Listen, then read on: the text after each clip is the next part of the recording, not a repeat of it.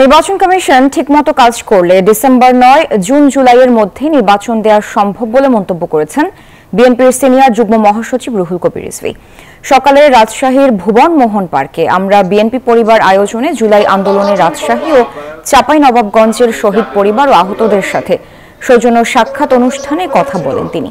এ সময় তিনি আরো বলেন, আওয়ামী আমলে হত্যা, গুম ও নির্যাতনের সকল ঘটনার বিচার করা হবে। অনুষ্ঠানে শহীদ পরিবারের সদস্য আহতদের সম্মাননা ও আর্থিক সহায়তা দেওয়া হয়। এ সময় তারা আওয়ামী দোসরদের দ্রুত বিচারের দাবি জানান।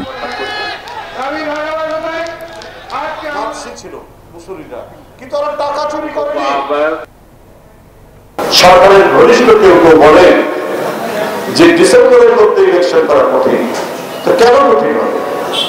মার্চ এই ইতিমধ্যে তো প্রায় ৫-৬ মাস চলে, ৬-৭ মাসের মধ্যে চলে গেল।